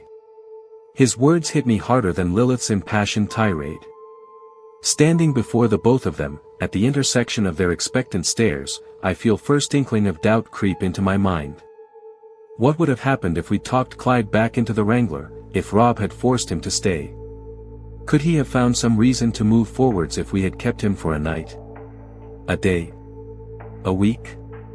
All I can do is hold on to my recollection of the night before, reminding myself of the sense of calm finality that radiated from Clyde when I confronted him. All I can do is trust that I made the right call. Rob walks to the back of the Wrangler, cutting the conversation short through the quiet resumption of his usual morning routine. Lilith storms back to the car and shuts herself inside. I'm left standing in the center of the road, wondering if I could feel any more wretched. Well, at least that answers my question. It seems that, while I had been struggling to defend the validity of my actions to Rob and Lilith, Blue Jay had very quietly climbed out of her car, waiting patiently for the rest of the convoy to scatter before directing a victorious smile toward me. "A.S., can we not do this, Blue Jay?" I don't want to dignify her words with a response. In point of fact, I'm not entirely sure what I'd say to such an absurd accusation. Her statement rings with all the trademarks of paranoid conspiracy, the unnatural confidence, the vague language, the frenetic conclusions which are so obvious to her, yet seem impossible for me to grasp. Blue Jay, I just want you to know, that I am not falling for your fucking game. But you will not turn me around, and if you try anything like that with me, I will fucking kill you. I stare at the woman before me. Her pupils two dark pools of venom, her smile curled into a crooked smirk of unadulterated contempt. Blue Jay's brow furrows, the smirk degrading from her face. I don't wait for her response. Blue Jay presses her lips firmly together, glaring at me, the veins at her temples embossed against her taut skin. I walk to the back of the Wrangler where Rob has pulled out the stove and 4 camping chairs. After helping him set them up in the middle of the road, and allowing him to cook me a bowl of steaming hot rice, I sit down next to him and eat what I can. ROB, ferryman to all cars. Just want to say it's an honor taking this next corner with you all. From here on out we move slow, report anything unusual and stay on the lookout for the next turn, okay? Alright, here we go. Rob twists the steering wheel. We turn in a slow, deliberate arc towards the gap in the forest. The tarmac disappears below us, giving way to a rough dirt track. A towering legion of knotted trees eclipse the convoy, the sun all but disappearing behind their thick canopy. I examine my compatriots closely. Lilith isn't even looking out the window, lost in her own tumultuous thoughts. Rob is reacting exactly as I expected, looking out of every window with an air of mystified wonder. The Wrangler moves at a crawl for the rest of the day. The woods are vast and untamable. Thin, swooping branches hang lazily over the road, clattering against the light rig as we pass beneath them. Many of the trees stand at strange, crooked angles, their various disparate inclines making it impossible to see too far in either direction. As, you've never been to London? ROB, I just passed by, carrying packages. Never liked cities so much, try to stay out of them when I can. I'd go if I had a tour guide though. ROB, I don't think folk would want to listen to that. AS, fair enough. Wait, sorry. ROB, my son wouldn't let me forget it. He's always been a city boy. I stare out into the pitch-black forest, suddenly thinking back to my arrival in Phoenix, Arizona just 5 days before.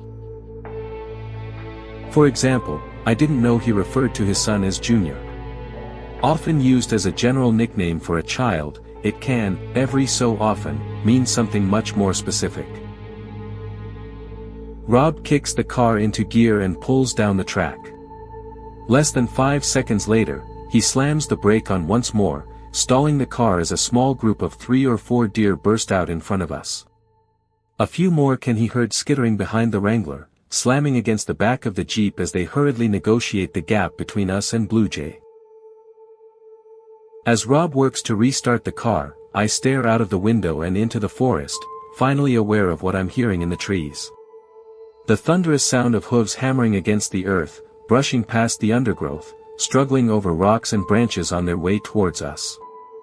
In no time at all, the forest erupts from empty darkness into chaotic, violent life, as an unbroken horde of frenzied deer burst out from the trees.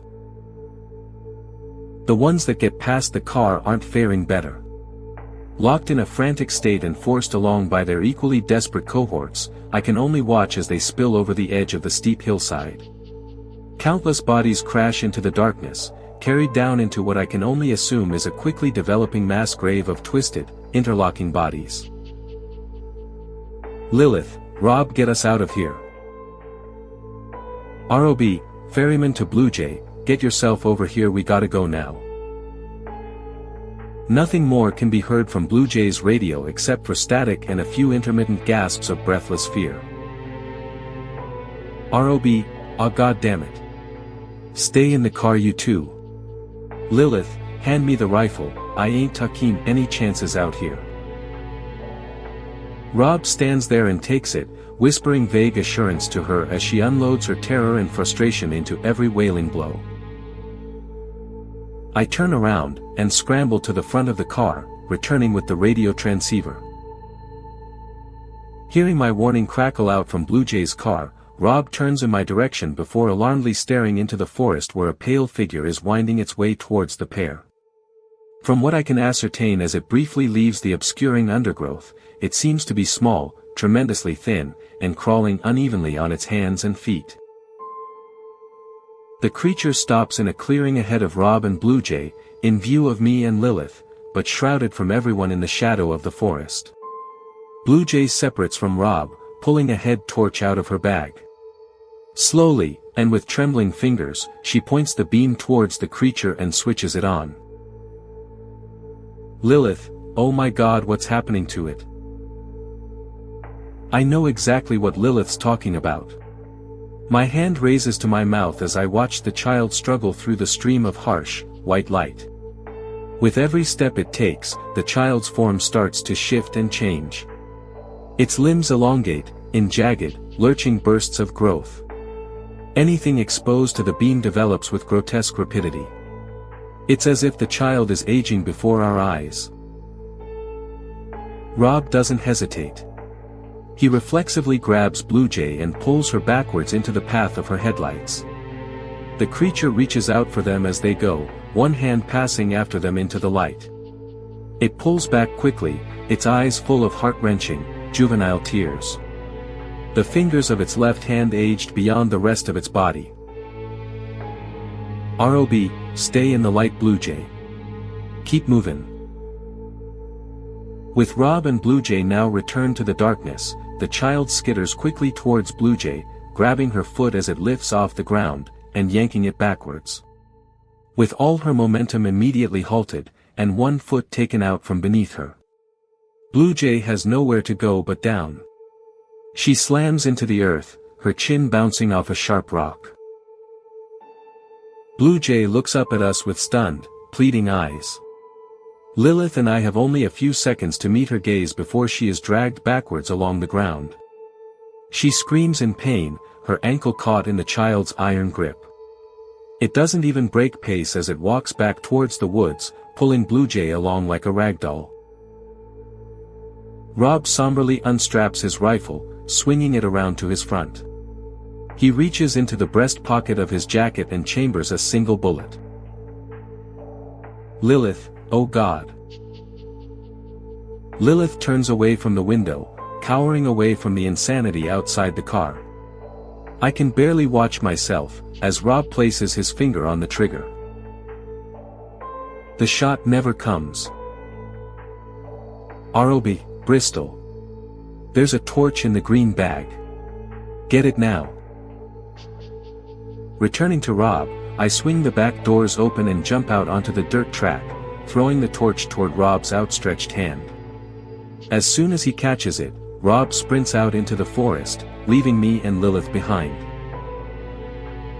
We wait for what seems like an age, lost in worry, before the gentle rustling of undergrowth calls our attention back to the tree line.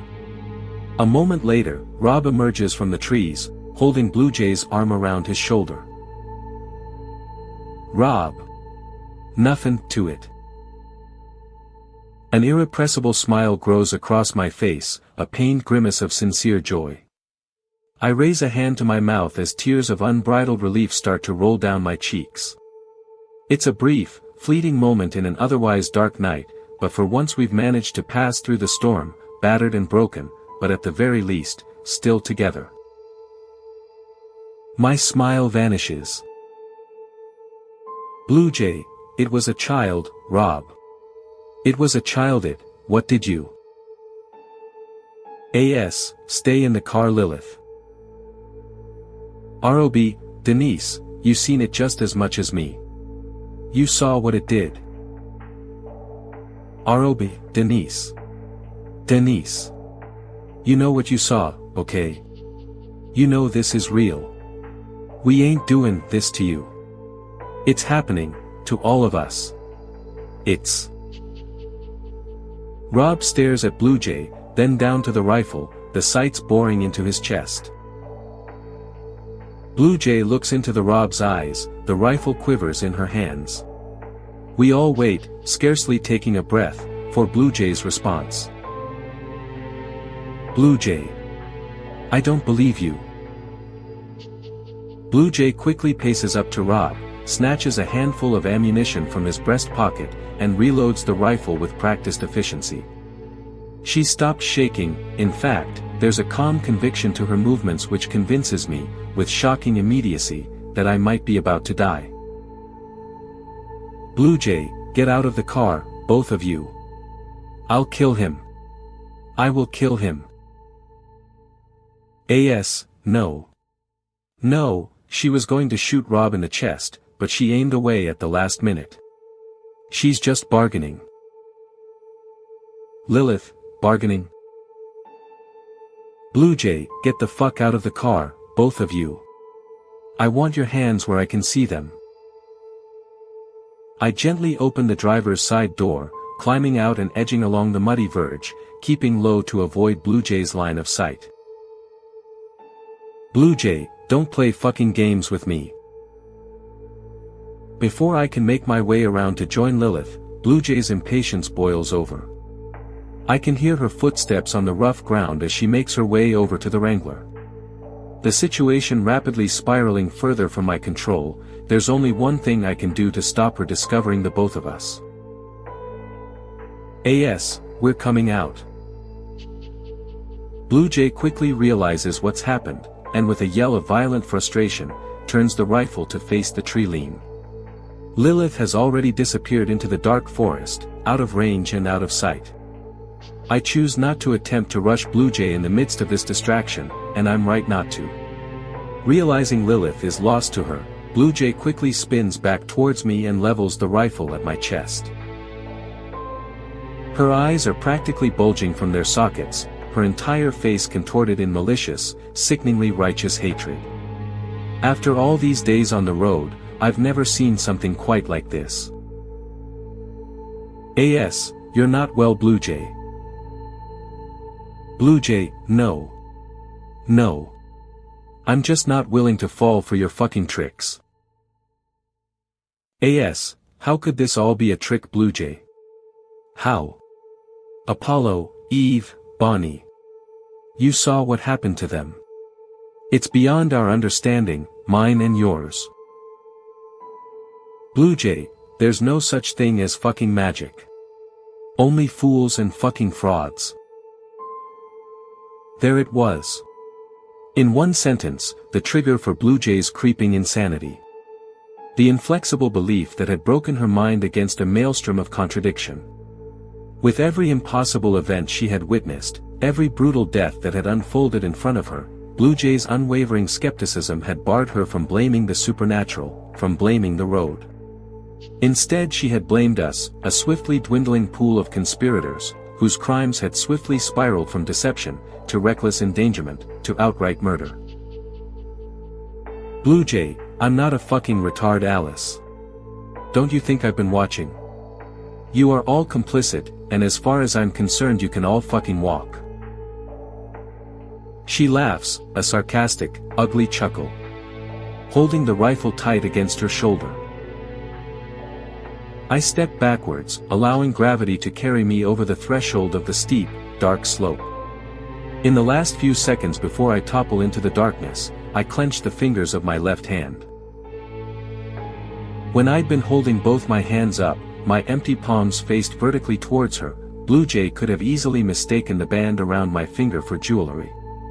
As I fall backwards, Blue Jay's eyes fix on my now closed fist, as she sees what's attached to the other side of the ring. A bottle opener, a small LED torch, and the ignition key to the Wrangler. I disappear over the edge, bracing myself for what's to come. With nothing else to do, I surrender myself to the long fall, followed into the darkness by the enraged screams of Blue Jay. Still with us? Good. That last one was just the warm-up. Let's go deeper. I found my suicide note from years ago. I didn't write it, by As Death Beckons. I stared at the note for a long time after I finished reading. I read it again and again, not knowing whether or not this was a joke. If it was, then it was cruel and I didn't think that anyone I knew was capable of doing such a thing. I stared harder at the words. My heartbeat hammered against my ribcage as I pondered the possibility of the note being legit. The handwriting was very similar to my own and written in orange ink, my favorite color pen to use when I would write in my journal or when I would write stories when I was younger. My head was spinning. Could it be possible that I had written this and simply suppressed the memory? I couldn't recall any negative experiences that could have made me consider killing myself, and I was sure that seeing something like this would bring such experiences to come back to me. But they didn't come. Darbs. I went home and immediately tried comparing the handwriting in the note to my own. My current handwriting was a lot neater, but I could totally imagine myself as a teenager or preteen writing the way the message was written. Then again, if someone had been trying to copy my writing style, then that would explain the slight differences. After a couple hours of questioning my childhood, I decided to sleep on it. Maybe I would call my brother and ask him if he remembered anything traumatic happening when we were younger. I lay in bed for hours, but just as I was about to drift off, I received a text message from my mother. You're still tuned to HorrorSlop. Frequency unknown. Stories endless. Let's spin the next nightmare. But no textbook could have prepared me for the moment that I stood shoulder to shoulder with the chief of medicine, forcing the decaying body of a charred kid into the incinerator. As his one functioning eye glared back at us in hateful judgment, he was wedged in the narrow door at the shoulders, with only his head sticking out into the room with us. His jaw had long since fallen off, and the rotting tongue danced above his inverted face like a charmed snake. You're bound to help the living, Dr. Athalis, which includes me and possibly yourself if you help me out right fucking now. She grunted this while moving her hands to the top of the boy's head. As she pushed, the entirety of his scalp slid off like a flaky scab ripped from a wounded leg. A fresh, clean, white skull shined from underneath as the boy's torn skin dropped to the floor like so much ground beef. Dazed, I pushed against the boy's exposed bone. I was shocked to realize how cold it was, and how it twitched as he fruitlessly tried to bite me with a jaw that didn't exist. Once inside, the boy screamed. Still, I was a first-year intern. The chief of medicine could pretty much force me to eat pus and call it ice cream. Where are the dash? Dr. Scrit. I yelled in response to the shove, why are you dash? Slam. Slam. Slam. Crunch. She betrayed no emotion in her response. "Can't you feel the change in the room?" "So we'd better back up," she continued. 1100 degrees. Slam. With a light tinkling, a tiny screw fell to the floor and rolled away. "Dr. Scrit," I breathed quietly. "Dr. Scrit, the door to the incinerator dash." A wave of heat squeezed fresh sweat from every pore. Crack. "The padlock is bending, the metal will melt." Slam, crunch, crack. A hand-shaped indentation had slammed into the metal, warping it from the inside and leaving a seemingly impossible mark. We waited. Nothing happened. I think, Dr. Scrit uttered in a voice just above, inaudible, that I stopped it. The door to the morgue slammed open, and another intern sprinted inside. I recognized him as J.D., a nervous guy who looked like he was in perpetual shock. "Dr. Scrit," he called across the room. "It's Dr. Brutzen, Rule 10. Despite the heat, a chill settled over the room that could have frozen my ass cheeks together. "Prepare an O.R. Now," she shot back authoritatively. With that, she disappeared out the door. What the fuck was Rule 10? Fuck. The list must have fallen out while I'd been hauling the human mush into the incinerator. I swore to learn a lesson from this, and knew that I wouldn't. I'd read the rules once. Why would I need a gurney? And I saw nothing. There was no traffic. There were no people. I looked left, right, and left again. That was Rule 10. No, that wasn't it. He was crying. "Wait there." I screamed at him. "Dr. Scrit is coming to get you." He wailed. "I'm sorry, I tried to lock them out. Please don't do this." "No." Brutzen wailed in response. "No, please stay away, I'm sorry. Then he stepped away from the edge. I heaved an enormous sigh of relief. Listen. Part 4. Whew, telling gave me chills. But hey, we're just getting started. The next one's sharper. You'll see. Every day Charlotte's mother forgot to collect her from school, by Nutatown JM. "I'm sure she's just driving and can't answer her phone, she'll be here any moment." I tapped my fingers on the desk and shot a pitiful smile at the little girl opposite me. It was a hollow promise. We'd already been sat there for so long it was starting to get dark outside. I'd already sent my teaching assistant home. What was the good in both of us suffering? I tried not to judge her, but it was hard. I sat with her forgotten child every day after that bell rang. How tired do you have to be to forget a child? Your only child. And just like the other kids in the class, when Charlotte's mother would finally arrive, she looked at her as if she were some kind of monster. "She doesn't love me." I felt my heart drop. They were words you never wanted to hear a child say about their mother. They should all feel loved. Valued. The worst part was that she didn't even seem bothered, she was immune to it. That was what the lady on the phone said to me. Then she hung up. I tried. I really did. I wanted so badly to help Charlotte, but I didn't know how to. I wasn't irritated by sitting with her like the social worker inferred, I just knew there was more to it. I could feel it. "What makes you think that she doesn't love you?"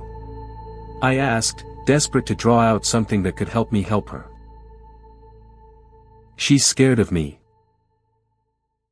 She locks her room when we get home and she doesn't come out until it's time to take me to school.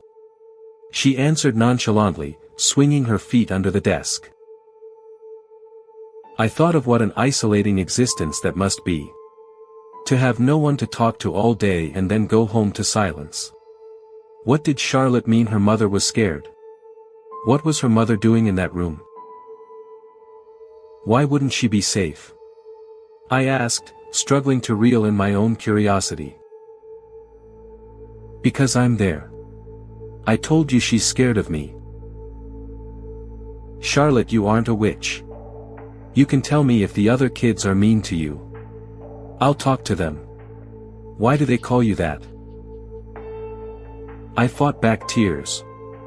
I'd thought that getting into teaching would be fun and fulfilling, but pupils like Charlotte were haunting. They worked their way into your thoughts long after that bell had rung. Because I broke Stephanie's arm, with my mind. That was unprofessional. I know. I shouldn't have been discussing the other kids, and especially not my feelings on them, with the victim of their targeting. I couldn't help it, I just wanted to see her smile. The rhythm of her swinging legs ground to a halt and she turned to face me, vacant eyes locked with mine and suddenly not so vacant anymore. She laughed. It was like the sound of nails running across a chalkboard slowly, dragged out to prolong the torture. It wasn't a child's laugh. It was something mocking, awful. I felt the sudden urge to walk out of the classroom and leave. Like everyone else in her life already had. What if the other kids are right though, Miss Tackett? She asked sweetly, following that awful laugh. Then it happened. I felt a crunch. Out of nowhere I was struck by a steering pain in my arm. I felt parts of bone brush past each other as they snapped and jutted out of different point of flesh. I fell to the floor, screaming. I never said there was, Miss Tackett. I like being a witch. She was doing this. A child. It was her. Her eyes weren't so vacant anymore, they focused on me with laser precision, reveling in my realization that I'd gotten it all so badly wrong. She's not coming, Miss Tackett. Charlotte stood up from behind the desk and took a step towards the classroom door. What did you do? I panted, wondering if that poor, tired woman was out there. If she was in the car and it was all just a cruel trick. She isn't coming, Miss Tackett. My mother forgot to lock her door last night. TCC. And now, as the hour gets cold, and the shadows stretch long into the corners of your room, it's time. Yeah. Chew the spooky violin. But seriously, this next one? Even I didn't sleep after hearing it. I've claimed something coming from you. What? Just because I sleep in a coffin and collect cursed dolls? Among other things. This is the final descent for the night. One last story, dragged up from the depths of the disturbed and deranged. Go ahead. Turn off the lights. We dare you. This is HorrorSlop.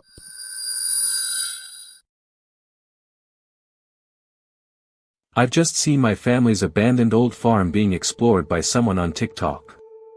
He shouldn't have gone there, by Feather Sandfire.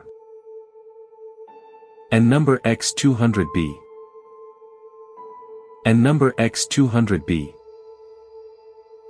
The person holding the camera is speaking. I'd hardly noticed as I was so wrapped up in a cloud of nostalgia and outrage at this space being invaded. There's so many horseshoes around here, he was saying. They're over door thresholds, there was one laid into the kitchen floor, and these ones look like they used to hang over the fireplace. Now I know this is a farm and they probably did have horses, but they are just everywhere.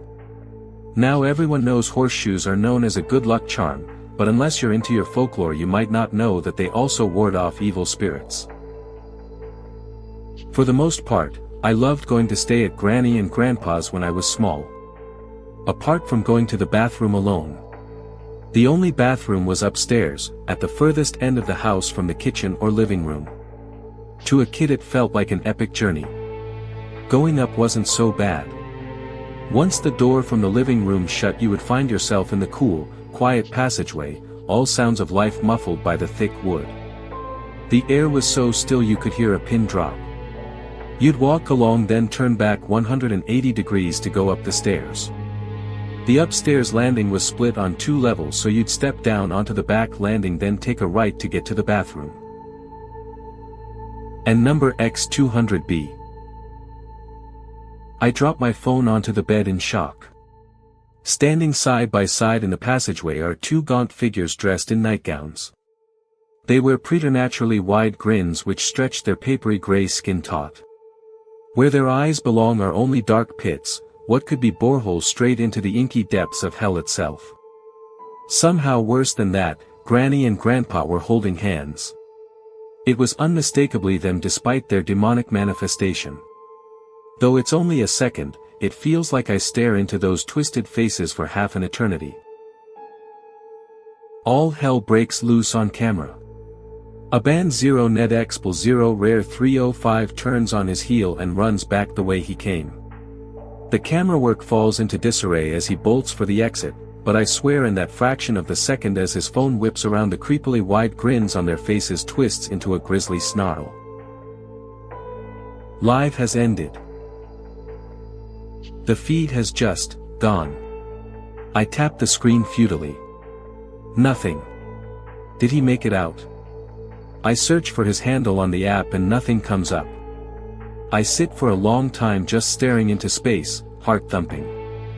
I should have commented sooner, as soon as I realized they were in that house, maybe that would have stopped them going any further. And number X200B. A notification pops up on my phone. A direct message on TikTok. Strangely, there's no account name with the message. An extra deep grave didn't do the trick. Rocks in their mouths, black salt, holy water from Lourdes, a stake through the heart. Nothing keeps these 2 restless souls in their grave for long. We don't know if it's the land itself, a curse upon the family, or something else. Did they see that black thing I was so afraid of as a kid? Was that the reason, or a symptom? I glanced down the list of things yet to try. Next up, decapitation of the corpses. I don't relish the thought of that one. I fire off a quick text to my brother. That's the code. Code 4, get your shovel, we're off to dig up our old Granny and Grandpa again to see if we can finally get them to rest in peace like you're supposed to. I think this is going to require some outside help. And there you have it, dear listeners. One final scream, echoing into the void. Yeah. Void screams, eternal darkness, I did it. Can I eat now? We're still on air, Roxy.